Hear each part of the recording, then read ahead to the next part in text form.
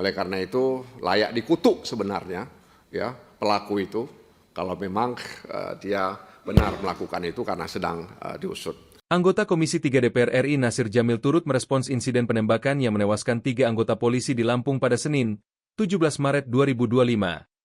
2 anggota TNI yang diduga menjadi pelaku penembakan saat ini telah diamankan. Nasir meminta agar kasus ini tak dianggap remeh.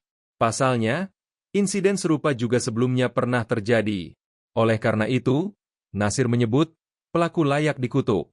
Hal ini disampaikannya saat Komisi 3 DPR menggelar rapat dengan Kepala Badan Pemeliharaan Keamanan, Kabaharkam, Polri Komjen Muhammad Fadil Imran di Komplek Parlemen, Senayan, Jakarta pada Selasa, 18 Maret 2025. Apa yang terjadi di Lampung atau Waikanan tersebut. Ini di mana diduga ada keterlibatan anggota TNI dan hari ini kepolisian dan militer sedang mengusut pelakunya dan pelakunya juga sudah ditangkap. Dan ini juga bukan peristiwa terakhir, ya. Itu yang yang diperkirakan oleh banyak orang. Mereka sebenarnya ingin bahwa ini peristiwa yang terakhir, ya. Tapi mereka pesimis bahwa peristiwa ini bisa menjadi peristiwa yang terakhir. Sebelumnya kita mendengar di Tarakan, ya, ada peristiwa bentrok antara militer atau TNI dengan anggota polisi. Ya. Jadi ketika kita bicara soal keamanan dalam negeri, justru kita dipertontonkan di mana 2 alat negara ya mengalami bentrok, sehingga kemudian masyarakat pun bertanya bagaimana kita bisa mengamankan keamanan di dalam negeri, sementara 2 alat negara yang seharusnya melindungi masyarakat, yang menjaga masyarakat, tapi mereka terlibat dalam konflik. Apapun alasannya, mungkin bisa kita sajikan di ruangan ini. Ya, tapi oleh karena itu memang perlu untuk dievaluasi sebenarnya dalam posisi Baharkam sebagai pembina keamanan dalam negeri. Sekali lagi, dalam posisi Baharkam sebagai pembina keamanan dalam negeri.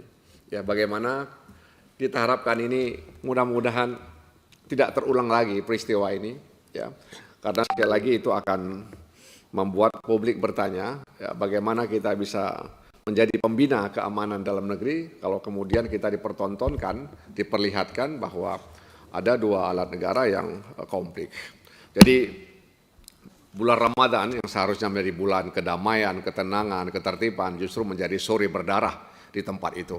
Bagaimana Ibtu Lusianto, kemudian Bribka Petrus Aprianto, ya, dan juga kemudian Bribka Galib Surya Ganta itu harus menegang nyawa, ya, menghadapi mereka itu. Jadi ini jangan dianggap remeh menurut saya, ya, tidak boleh kita anggap sepele, ya, karena mereka sedang bertugas, ya, untuk menertibkan penyakit-penyakit masyarakat yang ada di lingkungan mereka. Justru ada oknum-oknum yang memelihara penyakit masyarakat di tempat itu.